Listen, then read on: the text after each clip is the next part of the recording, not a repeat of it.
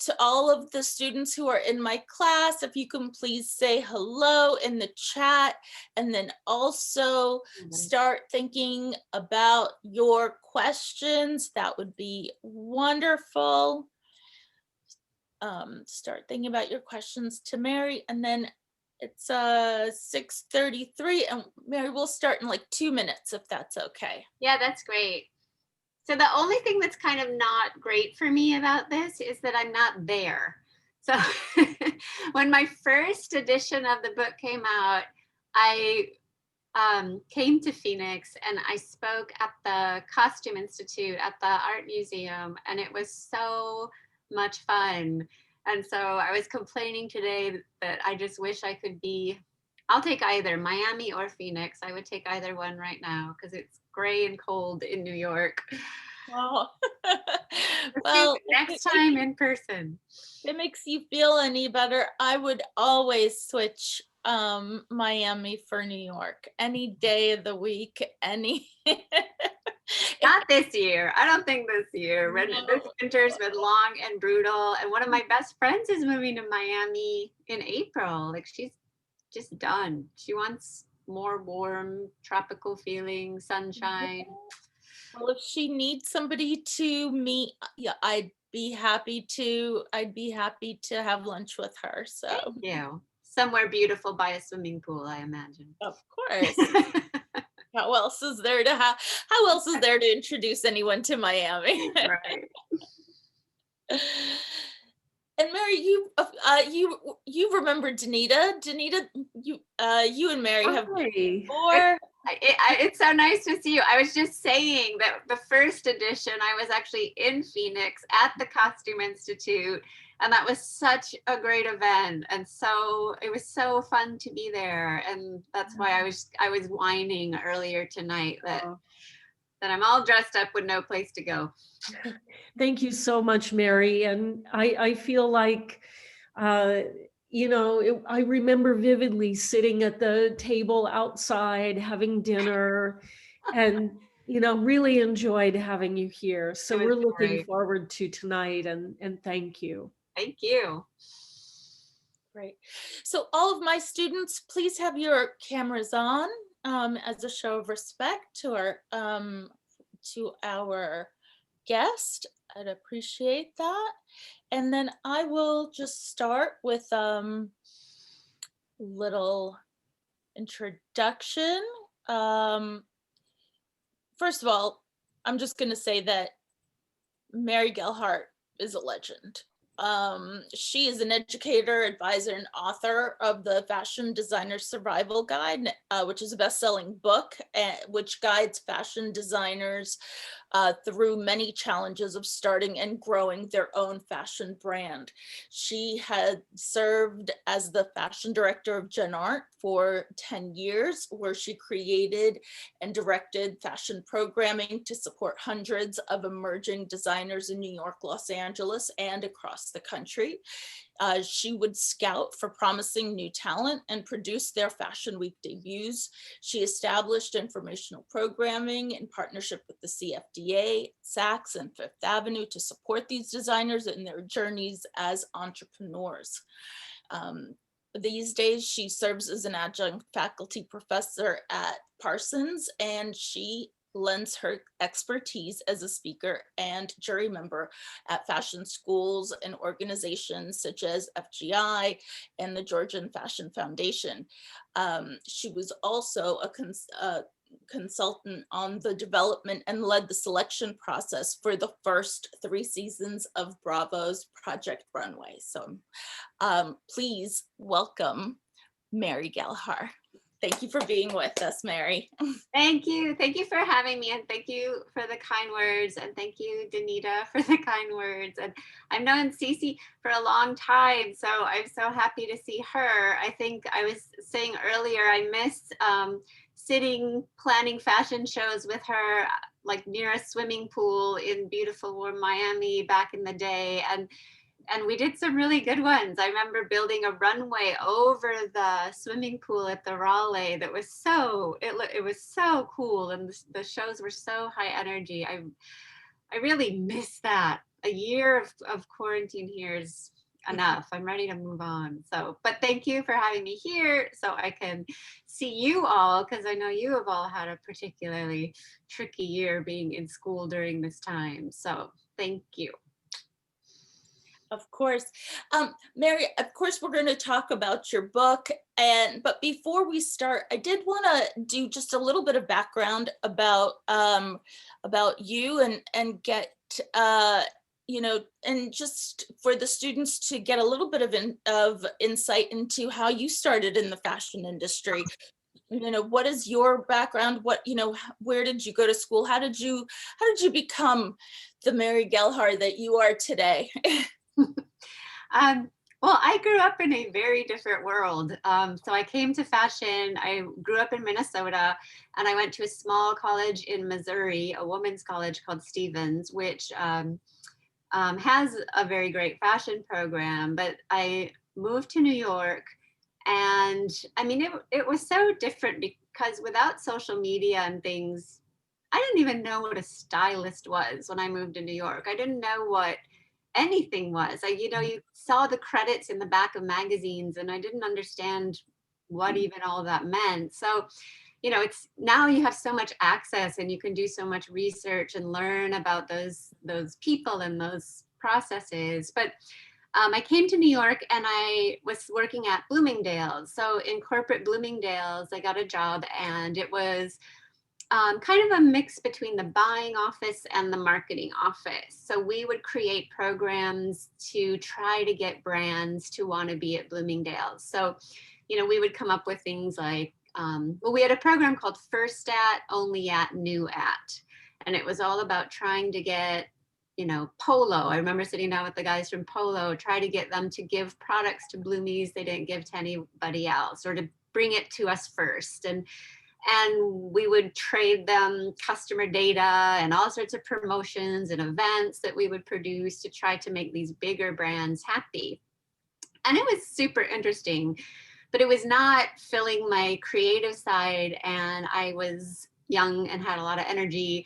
So on the side, I was styling, and I was styling for this menswear designer, and I was styling for just various shoots wherever people needed help. I worked on this, one of the first shoots I worked on was for the gowns of Princess Diana were going up on auction, and they were going to run a TV show before the auction showing the gowns, and it was called A Dress to Die For. And a week before it was supposed to air is when she was killed in the car accident. And so they had to pull the whole thing, and it never ran. But I just remember hearing that, and the shock and irony of that was crazy. But that's a side story. And the dresses were beautiful, and I loved having my gloved hands on those. But then while I was doing all that, the menswear designer I was helping out, we heard about Gehlhar, which was a fine art mostly organization helping fine artists and filmmakers a little bit. And they decided, because the guy running the art program was dating a fashion designer. So he's like, we should do this for fashion, because back then nobody cared about new brands. Nobody was talking about new brands. Nobody was supporting them. It was very grassroots. The stores weren't buying it. If you were a designer, then maybe you had a little tiny store or a stand at a flea market. And so it was really hard to get the attention of the industry. So they decided to pull together a show, and I met them, and we decided to do it, and it was a huge success, and it was sloppy and messy, and we didn't really know what we were doing, but people loved it, and the industry loved it because it was so different and new and not so formalized. So we decided to make a whole fashion division, and I became the fashion director. And I didn't have runway show experience, so I went and volunteered at 7th on 6th, CFDA now, but 7th on 6th then, and worked a season of shows, tried to figure out how do you put on a fashion show, and then took the job. And, it was really amazing, and it was also new. And but what was really interesting is I was fashion director there for 10 years, and we eventually expanded into Miami, Chicago, LA, and San Francisco. And so I worked with hundreds of designers, menswear, women's wear, accessories, and at all different aesthetics, from all these different places. And they're all having the same struggles. Like they all are trying to answer the same questions. How do I find a pattern maker? How do I get my fabric sourced? How do I deal with, how do I get anyone to work with me when I'm only making a few items? Or how do I negotiate and get into the stores? And they're all learning it on their own, and there was no resource for them to get any of this information that was the business side anywhere. And so that's when I wrote the first book in 2005, was to try to give a one place resource of just all of that stuff, like kind of everything that goes into having a brand and launching it and growing it and dealing with all of those business and production type issues. So yeah, and then during that time, I loved that job. And during that time, people gradually started paying attention and thinking about noticing new brands. And then that's when we started talking to the people at Full Picture, who came to us with this idea of a TV show, because Top Chef was it Top Chef? Yeah, Top Chef was really big. And they produced Top Chef, and they're like, could we do this in fashion? So that's where we came up with the ideas with them, their idea, and we helped consult on Project Runway. And then I got to go on the castings in Miami and New York and Chicago and LA, and cast those first few seasons with which was so amazing. And that has all changed a lot in the years. I just remember season 1, there was like a corn dress challenge. Did anyone ever see the corn dress?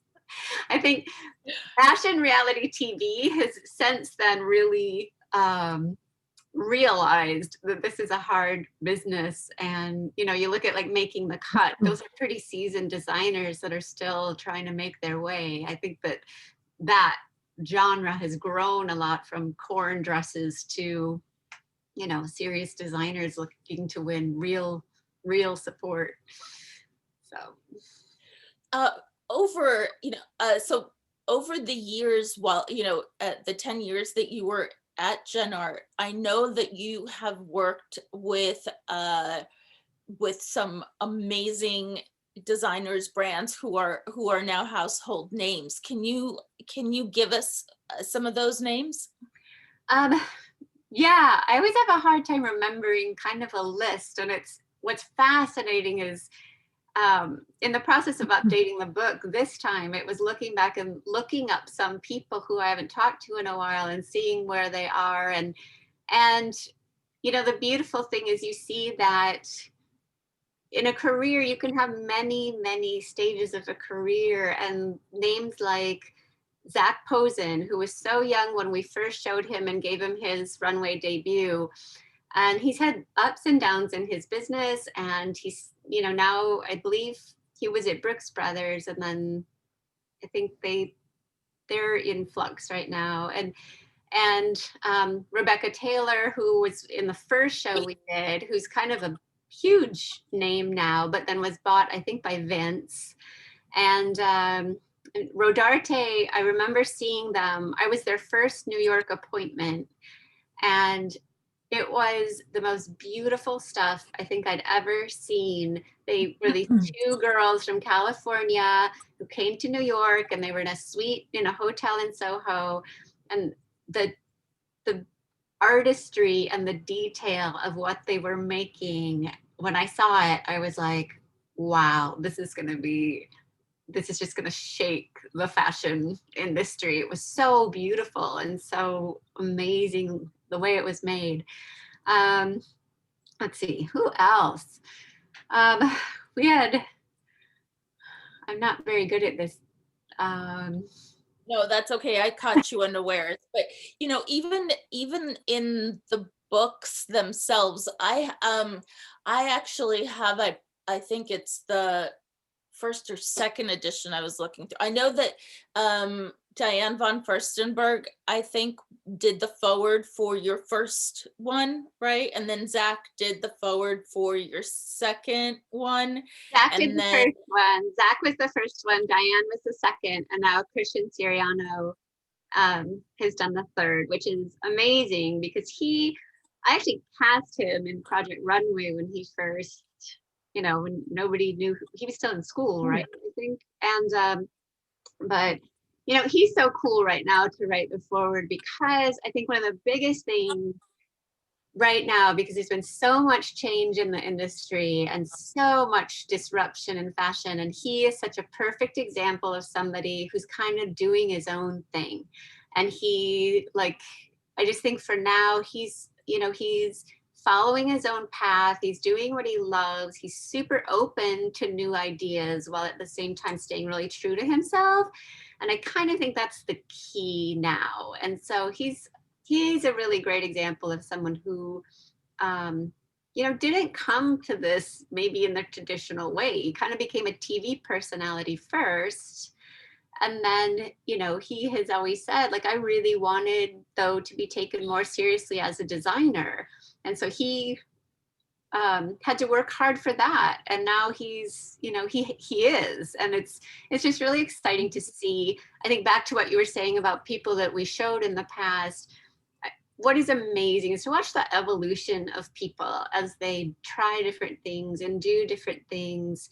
Someone who's in the book this time, her line is called Flora Obscura, and her name is Allison. And she won, did she win Project Runway one year? I think she won. She was in the final two. And, she was designing ready-wear collections after the show, but now she's doing these gorgeous hand-dyed silks that she dyes everything with flower petals and plants.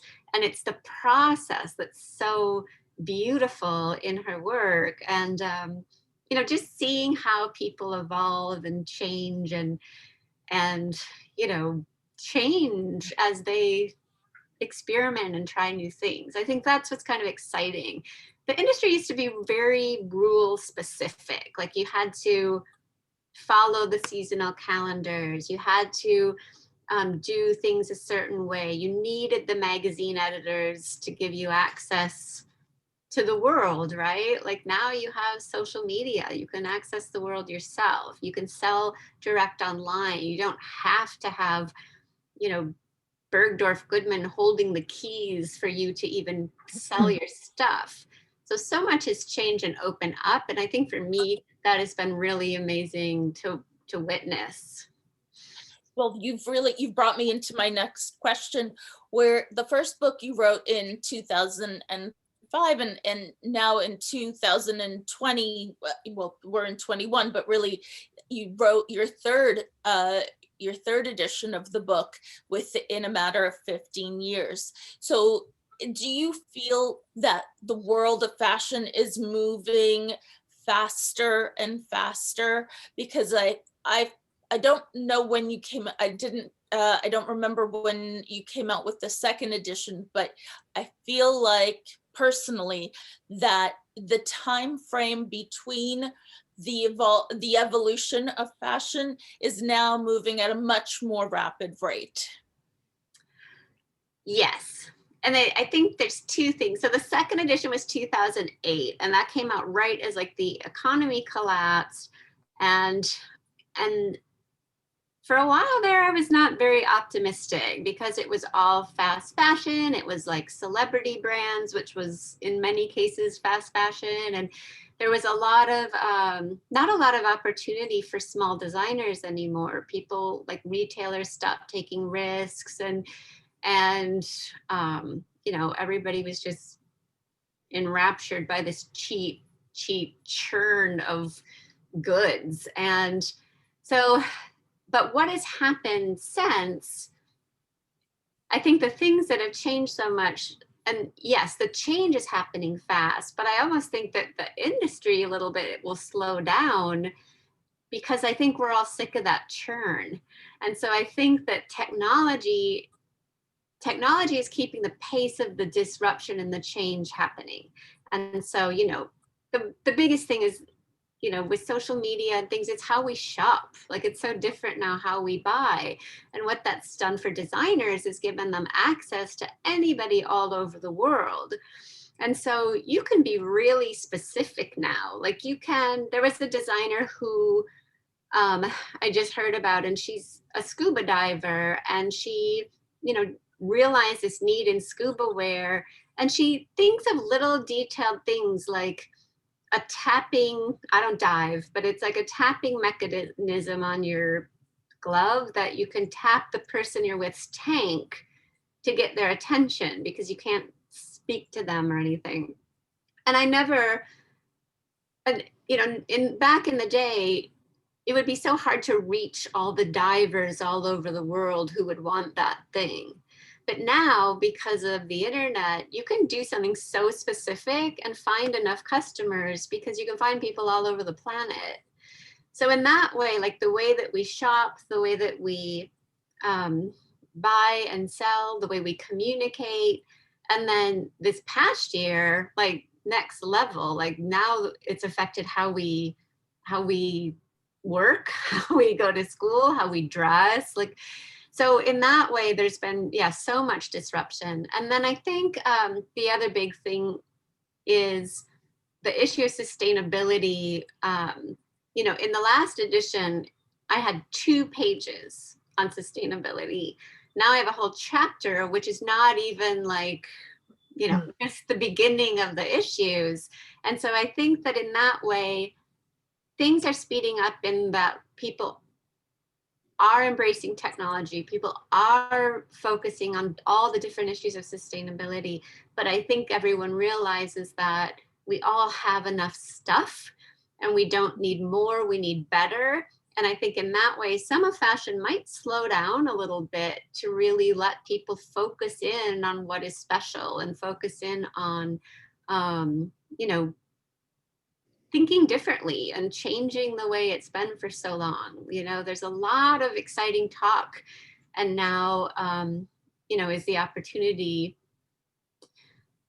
to take action. And, you know, as I said, the rules are kind of gone, which is what is exciting. Like the rules of that you have to do everything a certain way. You have to make collections with so many different items in the collection, or you have to be in this store, or know this stylist, or be on this celebrity. It's not that way anymore. You can do your own thing. The hard part about that is when you can do your own thing, it's really overwhelming because you have to forge your own path. There's no clear steps anymore. You have to make your own way.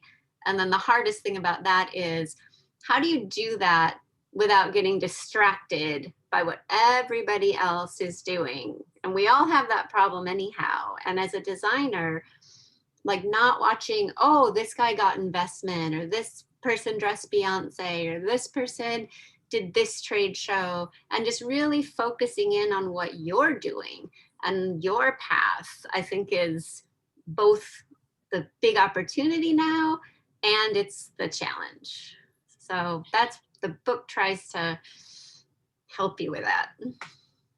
Yes, I mean, what I love about the book is that it really takes you through like the sort of the 360 process of being a designer. It really gives you this sense of understanding, you know, and kindly. You're very kind in the book.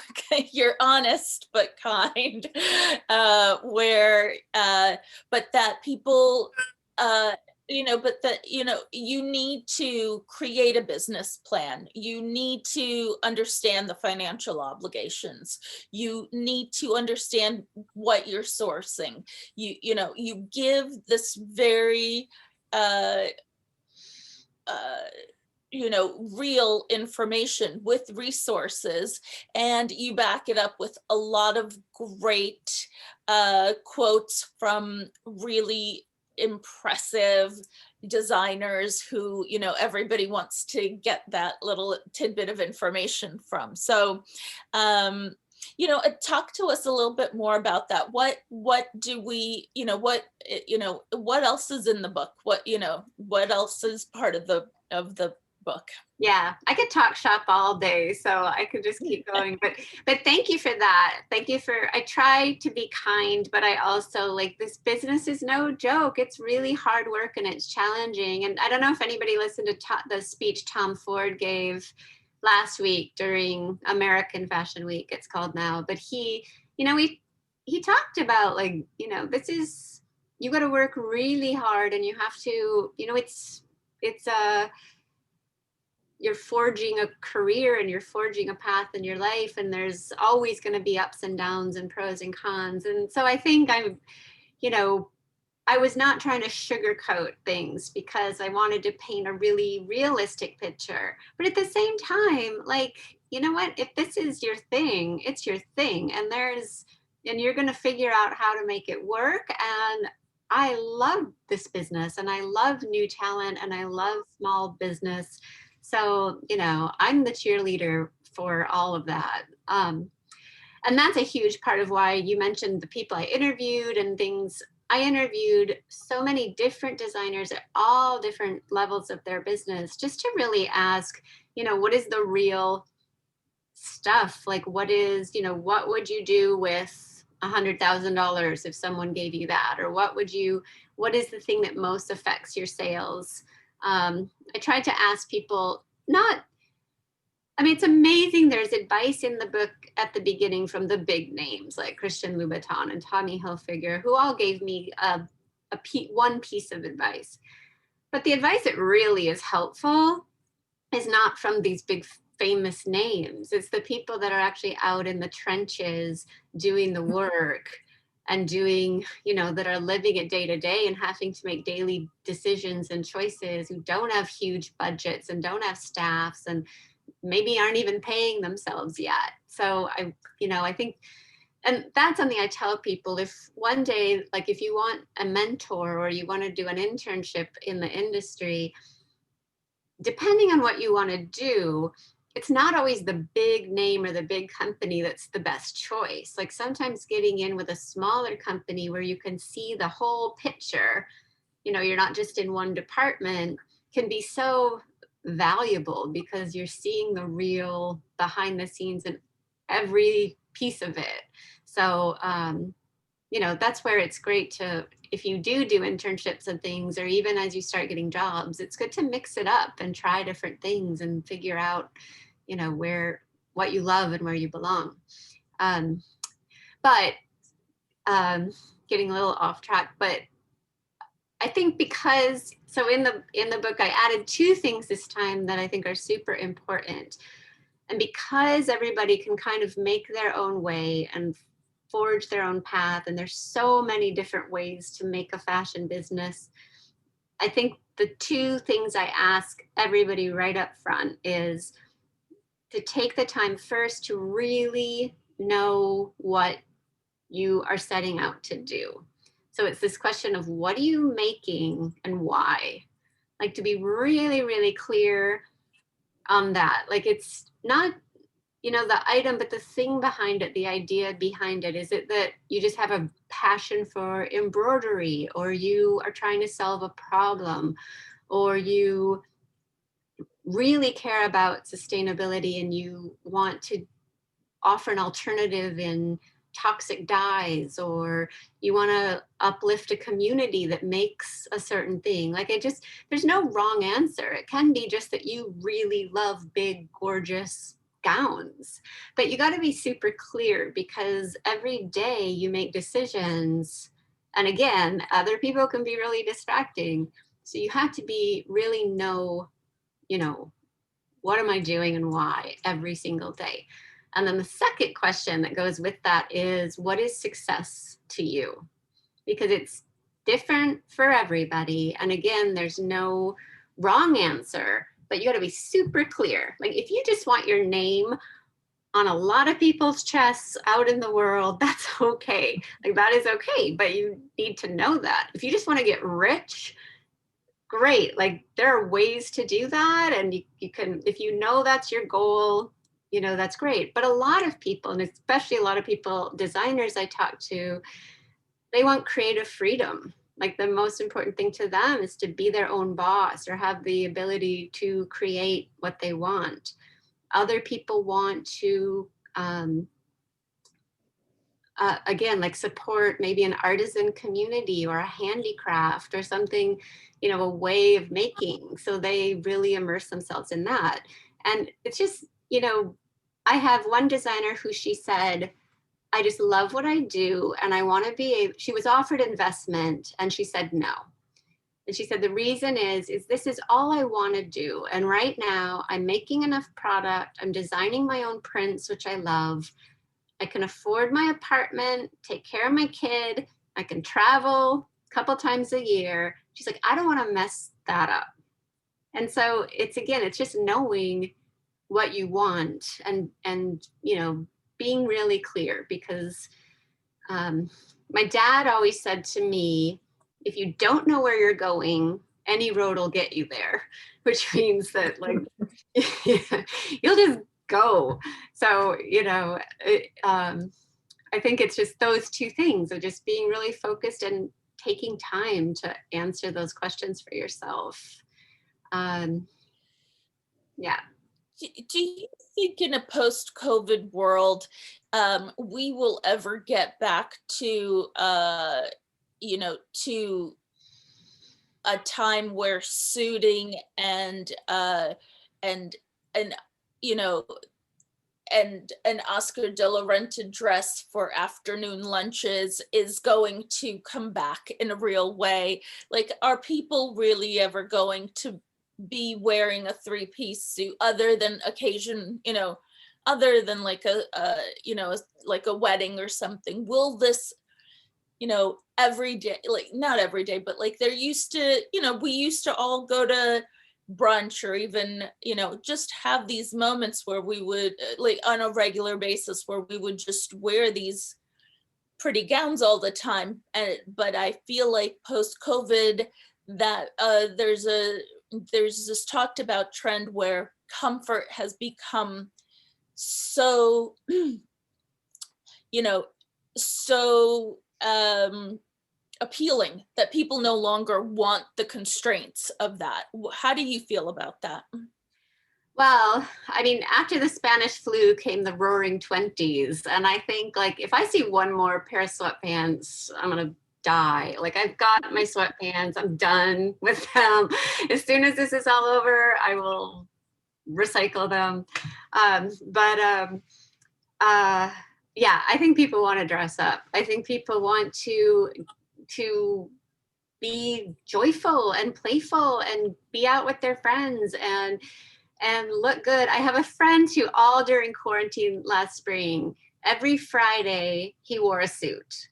He didn't go anywhere. He didn't see anybody. He wasn't even on Zoom. He's a DJ. Like he every Friday wore a suit in his apartment by himself because it made him feel good. And I think, yeah, people are really going to want to dress up and mix it up. But I think what you touched on with comfort is now we all are more familiar with comfort. And so I think that is a big challenge going forward with designers. You need to offer some kind of beautiful, fabulous look, but it better fit well and feel good. And, you know, if you're going to design a 6-inch stiletto, I better be able to run down the street in it. It better be so comfortable and well made and supportive. So I think that's the challenge now is, and it's a fun challenge. Like, how do we combine those things and how do we look great and feel good? I think you're going to see a lot of like upgrades on the cashmeres. I think you're going to see a lot of maybe soft silhouettes of dressing, more dressy clothes. You know, even, I don't know why I keep bringing up Tom Ford. I guess he's top of mind right now, but he did a collection last week and he was saying, I don't think his collection reflected what he was saying so much, but he was saying that dressing up does need to be more comfortable. So how do we add that feeling to those beautiful gowns and suits and dresses and skirts and things again? And I think if you look at, I mean, right now the collections coming out of Europe there's so much brightness and joy and energy and frilly, fun color. Yeah, I think there's going to be a lot of really fun stuff to look at and see. And I think it's going to be a lot of really innovative ideas too, because of the new awareness of the need to be more conscious of the planet and the people that make our clothes. I think you're going to see a lot of great innovation in there. There's this company called, I just found them like a week ago. I think it's called Pangaya, and they're down jackets, but instead of down, they use flower petals in the jackets, and they're so beautiful. And it's just so, that kind of innovation I think is so cool. And they're using recycled materials in everything they make. They're adding like peppermint oils to pajamas and things so that they stay fresh and they don't need washed as often. Like, there's just so much innovation, and it's all really, yeah, they do sweatpants and things too. But I mean, it's a lot of innovative, fun approaches to design. And I think that's what's exciting. I'm an optimist, and I'm really, after the Dark Ages came the Renaissance, right? And I'm thinking we're going to have some of that. I love that. So let's talk about sustainability then, in terms of, new and younger collections, and how important is that factor in terms of being a young designer who is, who is potentially looking to get into the market.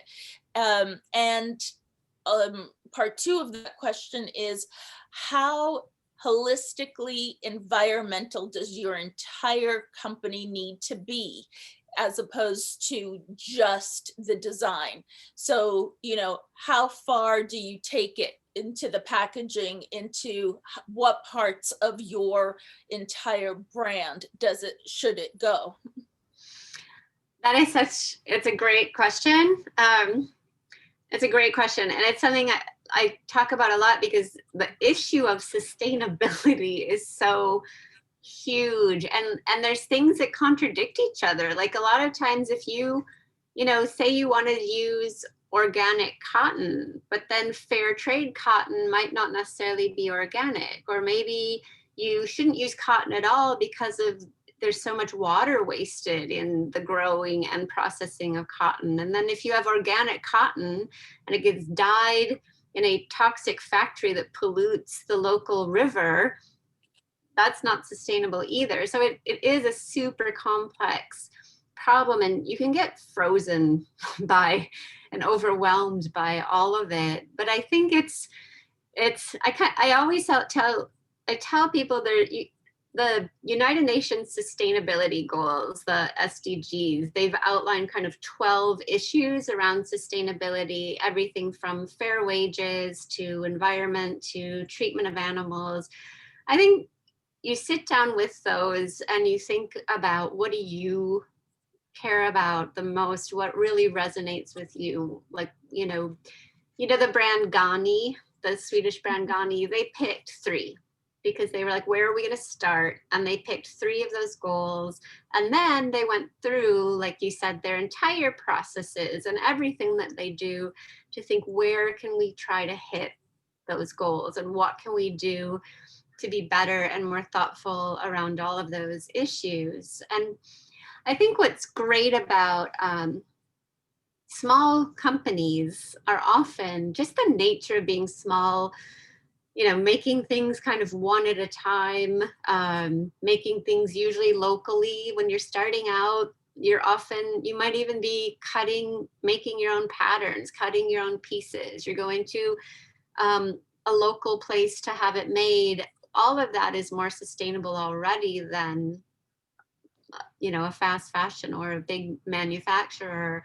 So I think that, and then one of the other things that I think that is so important with small brands is to really stand out. You have to be really focused and special, and those things can be sustainable unto themselves. Like, so for example, I mean, small brands will never be able to compete on price or speed to market.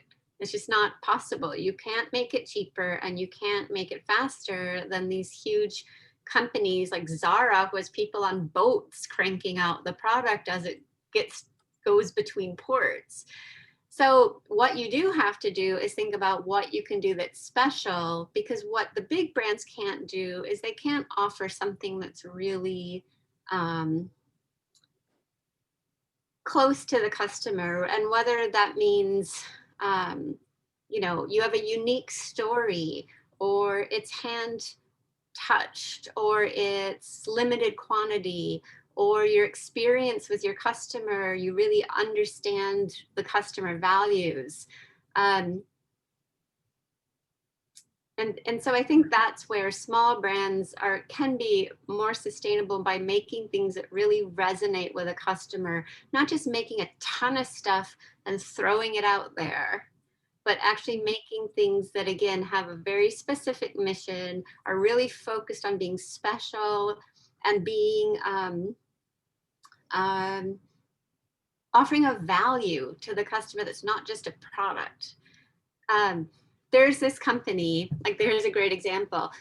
This woman who started this company called Smart Adaptive Clothing. And she started it because her father got sick, and he got to the point where he could no longer dress himself. And her dad was a sharp dressed man. Like, he was always in a suit, always in a button down shirt, and he could no longer dress himself. And he had aides, and the aides were always like, oh, we're just going to put a big sweatshirt on him and get it over his head, because they don't have time to be doing buttons up. And so she developed these shirts that had button-down shirts that were all Velcro behind the buttons, long, like they opened up further on the arm with Velcro there. She started doing jackets, and he's able to dress himself. But she said to me, in the end, her company's done really well because she realized how many people had this issue. But she said, what I was making and selling wasn't shirts. I was selling dignity. And I think that's where the realization of the value of what you're selling, like being really focused, doing something really special, and then really giving your customer a value, like giving someone dignity, or giving someone, there's a brand in the book I love, and it's a designer who her customer is women who want to wear menswear, but the reality is women's bodies are not men's bodies. And so they created patterns and made clothing that the line's called Kieran Finch. And they have this super loyal customer now all over the world because they honed in. And she said that what the value is that they're offering is that these women feel seen. Like, she gets emails all the time saying, wow, somebody finally really recognized me, saw me. Like, they're giving them tribe. It's like they found their community. And I think that's where small brands are great. I asked designers, please interrupt me if I'm going on and on, but I asked designers in the book, one of the questions I asked is, what is most important to your customer? Like, what is the, or what, how do I exactly say it? Oh, what is the most important thing in the relationship between you and your customer? And almost every designer said trust. That trust that, you know, if I'm selling you jewelry, that the quality will be there, the stones are from a, you know, the type of mine that I promised you, that they're sustainably sourced, or they're women mined, or they're, you know, it's that trust that you're going to deliver what you're promising. It's not just the product. And that, I think, is where smaller brands and small companies can be so good at that, being really close to the customer. And then because you're close to the customer, you can pivot and change and listen to your customer and evolve in ways that big companies can't. They can't move and shake and shift fast enough to where we're all going. You know, you could see that during COVID. Like now everyone's making masks, but the first masks that everybody was buying, cloth masks, were usually from little brands. You were going on Etsy, or you were finding the smaller brands you loved were making masks. You know, they were pivoting first. Yeah. I mean, from a marketing standpoint, I mean, you really explained it very eloquently, but from a marketing standpoint, what I'm hearing is, finding a niche and really, really targeting that niche, because that's a wonderful way to create a relationship with that customer, being able to find this very targeted customer, as opposed to just throwing spaghetti at a wall. There are a lot of dress companies out there.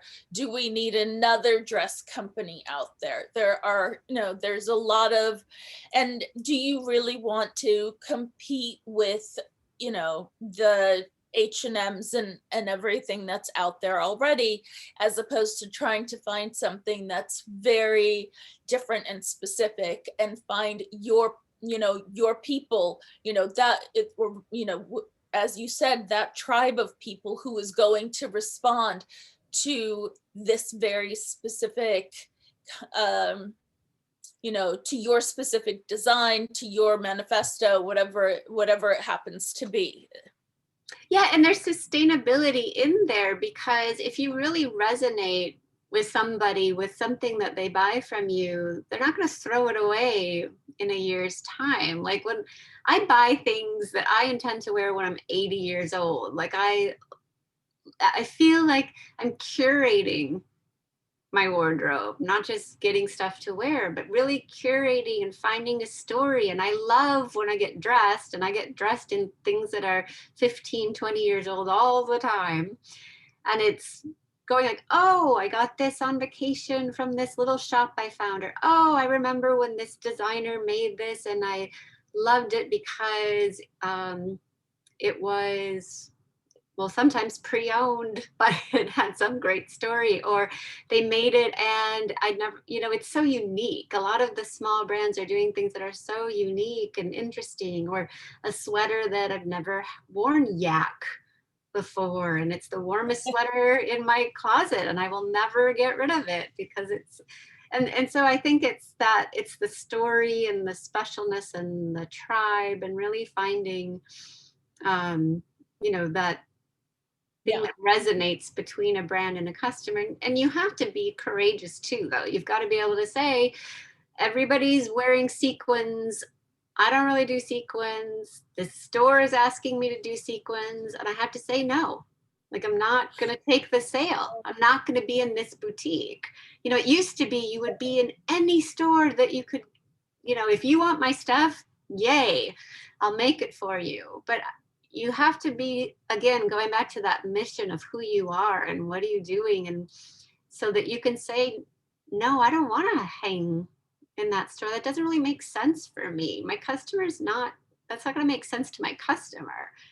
So it's also saying no. Right, but that obviously didn't work for the retailers either, and we can see that in how they're going out of business, so which is another thing that I'd love to talk about. As a smaller independent designer, what do you, where do you go now that your big department stores, like what, like there's no Barney's, there's no Bendel's, there's no Saks, there's no Macy's, there's no JCPenney's, there's no Sears, there's not necessarily that you wanted to be in all of those, but even if you did, they're not there anymore. There's no Lord and Taylor's. What are the, what are you supposed to do at this point? Where do you go? Well, I think that the death of wholesale, the death of retail is greatly exaggerated, because we all, I mean, I like going into stores. I like going, we all still want to go out with our friends and do something fun, and maybe, you know, I think what they're going to have to do is reinvent the experience of what are these retail stores. So maybe you'll go out to eat and buy something, or maybe you'll go out to a performance and buy something, or maybe you'll go walk through a beautifully curated space that has fun things going on. You'll see something you love, buy it on your phone to be shipped to your house, because you don't want to run around with a bag like you used to because you're busy doing other things. I think it all has to be reinvented. The stores, at the end of the day, these stores are real estate. We all know how to shop online, and they all can do their online business, and you know, that's great. But the real estate of retail needs to become more about an experience. And I'm ready to go out. I don't want to be home anymore. I'm sick of my home.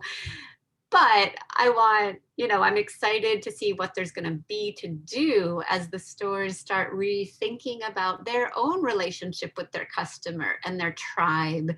And I think that's why small boutiques have always been more supportive of small designers than the big department stores, because the small boutiques already are like little tribes, little families. They stand for something specific, whether it's the local neighborhood, whether it's a certain kind of look that they buy.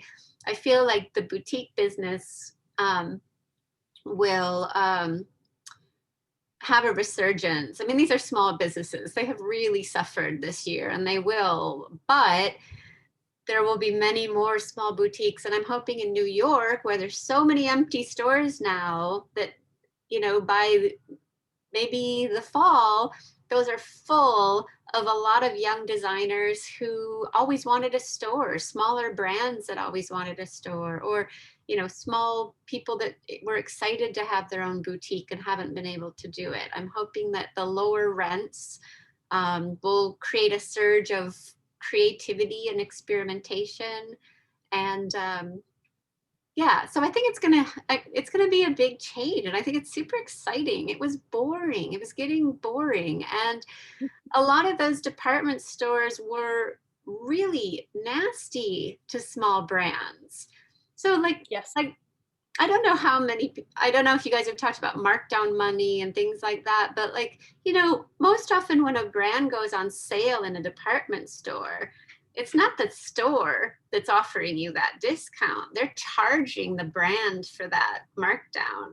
So if you're a small brand and your stuff hasn't sold, and then all of a sudden they put it 30% off sale, they're expecting you to write them a check for that 30%. This stuff puts people out of business all the time. Like Barney's put people out of business. Saks puts people out of business. Like so I think when you first ask like where are the designers going to go, they're going to go back to these stores, but they're going to need to be able to say no. And they're going to say, I'm now looking for a partnership. I'm not looking to just sign a contract and you're the boss, because I can go reach my customer online on my own website and through my social media. But I think we can partner because the small brands bring the magic. Like they bring the interesting stuff that makes stores interesting. Like you want to go buy your black turtleneck, but it's exciting if you get to look at all this interesting stuff while you're there. And I think the stores are starting to realize they were getting too boring. I can buy my black turtleneck online, but I will show up and see something interesting. And I think the small brands just have to be willing to find the stores that understand them, share tribe with them, and then they be partners. And I'm so excited you have Gigi Ganatra next week, I think, because Gigi's at Nordstrom. Gigi used to be at Gen Art Miami, so I know. small circle that I live in. Small circle. But she's at Nordstrom, and I think Nordstrom's doing an amazing job now of like they're partnering with brands. They're bringing in online only brands. They've done some really cool displays in New York of women-owned brands, Black or BIPOC brands. They've done a lot of really creative things to make the store interesting, and they're for partnerships. And they're I think that's the way forward. You know, it's I think it's good. Yeah. What do you say though to designers who are asked to do consignment? You know, especially now, for instance, where you know, if they're going to an independent boutique and they are being asked to you know, things are tough and they're a young independent brand. What are your thoughts about consignment? Well, it depends how badly you want to be there. Like, how important is that place? I mean, Maybe we should explain consignment just in case. Would you mind? oh yeah, no, okay. So consignment is where if you want to be in a store, they let you put the product in the store, but you only get paid on what you sell. So like you get a commission basically on what you sell. You get a portion of the sale, and the store takes the rest. And when what doesn't sell, you have to take it back. And you know what? It can be a great way to test a store, and like so stores take on a lot of risk too. You know, when they agree for you to be there and they order a certain amount of product and you're a new brand, they don't really know you. So are you going to deliver on time? Is the quality going to be right? Is it really going to look like what you said? Is the fit going to be okay? Like, they're taking a risk there. So sometimes a store will ask to do consignment to kind of test you out and see, does my customer like this? Is the product going to look as good in the store? Is it the samples that you just showed me? And then the designer has to decide, okay, how badly do I want to be here? How important is it going to be that I get to be in this store? And sometimes it can be, you know, a marketing play. Like, you're like, I really want to be in Dover Street Market, and they want consignment. And then I can tell the whole world I sell at Dover Street Market. And that's going to make all these other stores want me. And that's going to make these other customers. And then Vogue's going to want to cover me or whatever. Like, sometimes it's that kind of a business decision. Other times, you can always say no. You could always say, let's try it one season. And then if it goes well, then you say, no, now you have to buy a certain amount of product. You have to give me a deposit. You have to place an order. I think that's the thing too, is that everything has to be negotiated. And every decision, again, has to be sort of like, what are you willing to give and what are you really going to get? I know a lot of designers who they have a decent online business and are just starting to think, hey, I actually do want a wholesale because it looks good if I'm in certain stores. Or now because I have a lot of customers, I can negotiate, but it will help me reach a different bunch of people. So I think that's where each business opportunity, you have to look at it, go back to that mission of what you're trying to achieve. Who is your customer? Is this the right place? And make the decision. I completely agree. No, I mean, of course, every situation is its own.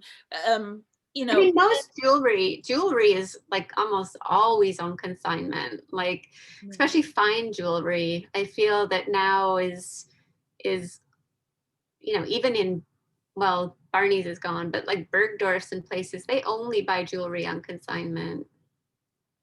right, until you can prove yourself, because you know, from the store's point of view, shelf space is the most important, you know, real estate you can possibly give up. So, you know, if they're going to take a chance. But yeah, I completely agree.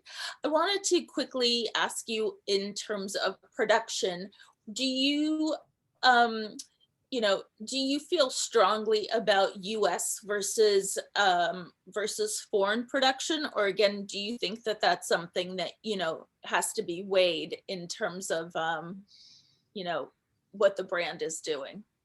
Well, I'm a huge advocate for local production, whatever that means. So because, especially if you're sort of new, you it's great if you can be there. You got to see it and you learn so much, like being in the factory or meeting the pattern maker, watching the stuff get made. It's so important that you're learning from that, you're developing relationships so that, you know, if you're there talking to the guy on the floor, you're learning, you're problem solving together, and you're building a relationship so that next season he'll give you a better deal, or he'll get your production done faster, or like all those advantages, and you can see it. And if something's going wrong, you can drive over and be there and fix it. It's hard until you're bigger and you have a reason to seek expertise elsewhere, which is usually around cost or speed or quantity. Then it can make a lot of sense. I mean, there are exceptions. A lot of people only make shoes in Italy, and there's a reason for that, because the best shoemakers have been in Italy, or a lot of people are making shoes in Portugal and Brazil, but they're still getting their materials in Italy. It depends on your price point, though. Your Italian shoes are going to cost a lot. If you want to make a cheaper shoe, you're going to go elsewhere. So, you know, there are specialties, and knitwear is tricky to do in the US. But I think for the most part, the more you can do close to home at the start, the better, because you're there, you're learning, you're fixing, you're designing as you go based on the problems that come up. And you're not paying for all that shipping. It's more sustainable for sure. You know, quick tangent. There's been a lot of talk about some companies who say they're made in the USA, but really what they're doing is really working the system, because they just get certain things that are made elsewhere, and then they like finish the product here, and that's why, and they get away with saying made in the USA even though they're not. What, you know, how do we stop that? Or, you know, what is the, I don't know, what are your thoughts? You can't stop it. And you can't stop it. There are major luxury brands, top names in fashion, French and Italian companies who are making that really expensive product in China and finishing it in Italy, finishing it in France, and calling it, you know, made in Italy. Like it's happening on every level, and it's shady, but it is. And I think that you know, until the customers just call people out, refuse to buy it, require more transparency, it is what it is. Like, you know, I think that if you really care about made in the USA, there's so many amazing products, heritage products, new things. I mean, it's, you know, it's not hard to find great stuff that's made in the USA. But I will say, if it looks too good to be true, it probably is. And, you know, this came up with my daughter the other day, because her friend got a little, you know, a sweater. The sweater was $7. I'm like, how can a sweater be $7? Like, I mean, it's okay. Think about it. This makes me crazy. You're looking at say it's cotton or wool. Something had to be planted, grown, harvested, woven, dyed, sewed, packaged, you know, shipped, like all of those different things. All those different humans had to touch it. How can if it's $7, somebody is suffering. You know, and so I'm like, you know what? You're not getting a $7 sweater. Yours not. I can't. And you know why? Because my daughter's 12 and there's probably someone her age making it in some deplorable living condition. So I think, again, it's like we all, have to just be a little more, conscious of the reality behind what we are consuming. And, like I said, if it looks too good to be true, it is. Yeah, good point. And one last question before I go to the question from the students is, if when you're starting out, what is a good what's a general figure that you need as startup capital?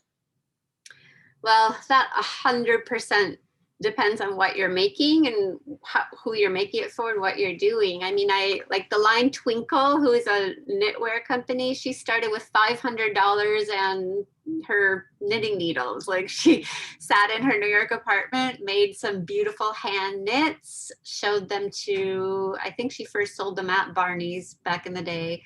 And that was her launch. And then they paid a deposit. She insisted on a deposit to make the next product, and they wanted more than she was willing or comfortable committing to. So when they said, we want 40 of these, she said, I can only really do a good job and get you 30. So there's that. If you ask like a finance dude, you'll get, again, a lot of different answers. I think in my book, Tim Moore, he's a factor at Hilden, I think he said you can do it at 25,000, maybe more like 50,000 would be better. Again, it depends what you're doing. Like, Michelle Smith, who launched Millie, had $300,000. But what it's all about is the cash flow. So whatever that startup is, and you make your business plan, and there's a lot of people now making one-off pieces, a lot of limited edition now, which is great. I always say it's better to be sold out than on sale. So you can do something really small and you don't need a lot of money to start.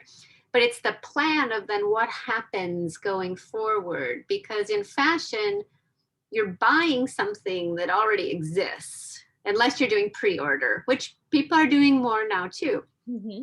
But otherwise, you're usually buying something that already exists. So a designer, I already had to pay for fabric and thread and construction and a pattern and all that stuff before you can look at it and decide whether or not you're going to spend money on it. So it's the cash flow of how you plan ahead to manage yourself until you eventually get paid. That's the tricky part. So there's a wide number in what you can start with, but it's more projecting what you're going to need as you go. And how long until somebody's financially, until they're actually making money? Well, if you do everything right and you do a good job and you have a product people really want, it's a year before money's coming back to you. So you got to at least cover that first year, just because of the cycle, again, of the planning and the designing process, the making, the selling, delivering. And by then you're already planning, making more stuff. So by the time you get paid, especially if you're selling to stores, it's a year before you have any real money coming back in that you could actually be breaking even. So yeah, but if you, like, I bought over Christmas a pre-order dress from this amazing designer named Busayo, and she took the order and she has everything made by people that she knows, a small community in Nigeria. 2.5 weeks later, I had my dress, totally happy, did not mind waiting. And I knew that she doesn't have a whole rack of those dresses that are going to end up in a landfill or at an off-price place. They're making them as they get bought. there's more and more designers starting to play with that, at least with certain items. And I think that's really cool. Like, I think your business can have a mix of that too. So if you're doing something really amazing and expensive, maybe those are pre-order, but then you're more like core product that people are buying regularly. There you're gonna have to keep some inventory and make it in advance. So yeah, but that's where, again, I'm saying the I rules, love that. there's so many ways to do it now. Like, the rules are gone. You can be really flexible and see ask your customer Yeah. too. A lot of times designers now are reaching out and saying, what makes sense to you? And the customers are like, yeah, I can wait for that, or I'll give you a deposit, or, it's kind of open. Yeah, I love that. So we have a few questions. So just to get to some of these, Zach is asking, what advice do you have for looking for manufacturers? What kind of how can somebody look? I'm assuming like he means like production, facilities. Where can they find production facilities? There's a lot of great resources. So there's something called Makers Row, which has pattern makers and factories and sample makers and all that. It's called Makers Row. They have people all over the country. You can find, if you already have a pattern maker or something, or your fabric source, you can ask them. Like, it's great. Like, say you're making, I don't know, a stretch activewear pant. Well, the place where you buy the fabric from, if you ask them, who's the best, who do you know that does a really good job with this fabric, they can give you referrals. And that's where it's good. I mean, post-pandemic, when we get back to normal, it's really good to walk around fabric places and fabric trade shows and really just go and meet people and hang around. And sometimes the stores are really connected. They know where stuff is made. There's fashion districts in New York and LA that both have online resources. There's something called City Source that is created in New York by FIT, but they really focus on smaller factories and things in New York. So you can find it out there, and there's a big resource section. I'm actually working on a website that should be up in a week or so that has got a ton of resources like this. So fabric sourcing, trade shows, factories, manufacturers, and it will have even more than what's in the book. So you don't have to even buy the book. You can go to the website. It's just not done yet, but it will be fashiondesignersurvivalguide.com. And so, yeah, but there's, ask around, ask designers, ask other people, where do you get your leather made? And the nice thing is, it's a much more collaborative industry now than it was 15 years ago. I feel like people share and help each other and are more interested in giving expertise. But thank you. And so Sam is asking, do you believe your move to New York was critical in being where you are today in the fashion industry? In 1994, yes. Now, absolutely not. In fact, I've seen designers, I work with designers in everywhere, St. Louis and Nashville and everywhere. You don't have to be in New York. And in fact, New York can be really expensive and distracting. I think that everyone probably needs to visit New York or LA. It's really good to do the trade shows. It's good to meet with factories. It's good to,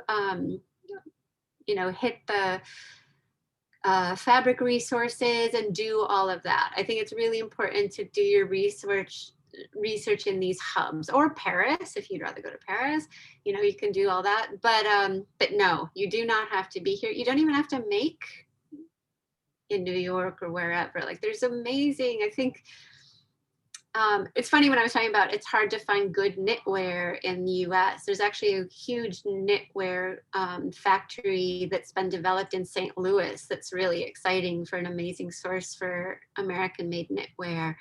So no, you don't. In fact, somebody I know a designer moved to Georgia, he said, it bought me time and space to be able to have more space, more time, not the expense of being in some of the more expensive cities. Right. But we'd love to Megan- have you. Come anyhow, come on. Right, but not in February or March. Go in April when it's less cold. Megan asks, what are some common financial mistakes you see with designers that are just starting out? That's a great question. It's financial mistakes. It's 100% always about cash flow. It's not taking time to figure out what's going in, what's coming out money-wise, and really creating a budget and reviewing it all the time. Cash flow is by far the biggest problem for probably any small business, whether it's a designer label, a restaurant, anything. It's that you have to make all this investment up front. When are you going to actually see money coming back in? So it's taking time to plan that out is absolutely the number one small business problem, financial or not. I think the other big things I see is, besides that, is just people rushing, feeling like I got to get this out there, I got to get this out there, not taking their time to really make a plan, ask themselves the big questions, finding the factory, finding all of this before you even start, like doing all that work, because really doing all the designing before you launch, designing a couple collections in advance, because once you're running a business, you're juggling every day, just running the business. So take your time up front, be really conscious of the cash flow. And then again, don't try to be everything to everybody. You can't. Pick, focus, and say no. Great. How do you stay educated on the big shifts in the fashion industry and consumer mindset? And what's your favorite fashion news resource? Well, I love the Business of Fashion. It's fantastic. I mean, it's just I read it religiously. They cover a lot of things.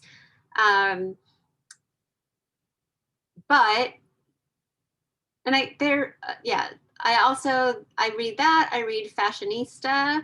They cover a lot of great things. They cover small brands. Those are the two big ones. But I think it's not just what you read, it's how you read it. It's also paying attention to the names, paying attention to the real business aspects. Reading some of the articles that might not seem as interesting will sometimes teach you a lot about the industry. Reading some of the legal stuff, reading some of the even trends in materials or other markets. I think it's also just being really, not just reading the fashion news, but really looking deeper into who are the players, what are the big challenges people are facing. It's that, but. Yeah. Any advice for young designers on how to not be copied by brands like Sheen or Shine? I'm not sure how you pronounce that. That's the one I wouldn't let my daughter buy. That's the one. I wasn't going to name them, but you did. So somebody asked. Caitlin asked. What makes me crazy? $7 sweater. You can't. You can't. There's nothing you can do. There's a whole chapter in my book on copyright protection, and there really isn't any copyright protection for fashion designers. Again, if it's great, it's going to get knocked off. There's nothing new nothing that new in the world. A lot of it though is it's taking great ideas, and if you have a relationship with your customer and you have a tight brand and a mission, what you're making, the Shein customer is not your customer. And by the time they copy it and get it out there, you're offering other things and you move on with your customer, and your quality is going to be different, and the relationship you have with your customer is going to be different. And so and if you're a creative person, you have to let the ideas out so the next ones will bubble up too. The reason they copy you is because they don't have their own good ideas. But if you're a creative person, you will already be moving on to the next thing. In fact, a lot of designers, that's the thing, by the time they are selling one item, they're already so excited about the next idea. So not to be the bearer of bad news, you just have to put the blinders on and stay focused. If it's a really, if it is something that you patented, sometimes prints can be copyrighted, but it's all very expensive to get those things copyrighted. And then you're going to really go after somebody with lawyers, and how much money are you going to spend to go up against the legal department at Shein? It's not worth your time and stress. Sorry. Yeah. I don't know if we'll ask this one. Who's your favorite designer and why? I could never, ever, ever. And it would change all the time. Like, I get so excited. Like this Busayo dress I just bought in December. I just love it. I love her. I love the way she's grown her brand. I love the way that she's working with these amazing fabrics that are all made and dyed in Nigeria, which is where she's from. And she's an activist for a lot of the issues for her people there. And to me, it's usually the story. It's usually something to do with the maker. Like I love meeting designers and hearing the inspiration and the story behind it, where it came from, understanding the process. That is my favorite thing to do. And so I guess my favorite designer is probably whoever I'm with at the time, to be honest, which, there's a lot of people I love.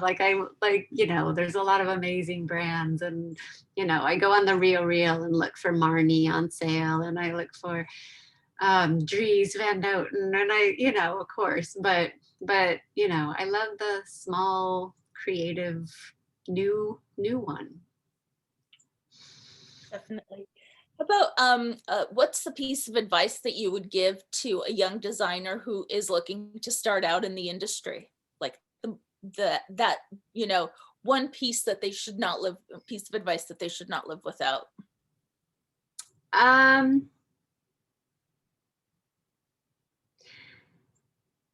Stay true to yourself. I mean, I can give you all sorts of advice about go work for other people, don't quit your day job, keep some money coming in, learn on the job before you. But at the end of the day, I think it's so important in a world of too much that looks the same, that you be so true to yourself. You stay honed in on that vision and what you stand for and who you are serving and the value you're going to give to somebody and the passion that's going to make you work your butt off and stress out about your cash flow and all of that. It's staying true to yourself. I think that's amazing. Mary, thank you so much. Before you go, I want to let everybody know that Mary has generously offered a 20% discount on her book. I will send out an email blast to everybody because I'm having some trouble with my email. And so I had to turn off my Outlook, and I don't have the link. Unless, Mary, do you have the link that you could put into the chat by any chance? let me see if I can figure that out quick. Because here's the thing. So my publisher did this. It's good for like a month. You can share it. It's for anyone affiliated with ASU or this talk. Okay. And then we can also send it out, Danita, to, to anybody, any of the students from the other fashion classes if they would like to partake in that. So yeah, That's 100%. very generous. No, I'm so happy to do it. But so here's the thing. Here's the tricky thing. You have to use the link. It's not a code. So let me see if I can even make it work. That doesn't look like a link. Is that a link? I don't know. And then it goes to Amazon, which is the cheapest price, that doesn't work? No? I Okay. don't think so. Not for, I'll find it and I'll send it to Danita and to Megan, and they will make sure that everybody gets it. But so you have to use the link. The price on the book is $20. Once you add it to the cart, it will give you the other 20% off, which will be like $16. So, but yeah, and then I think it expires around March 25th, but they wouldn't give me a code. They want you to use the link. So we'll figure out how to get it to you.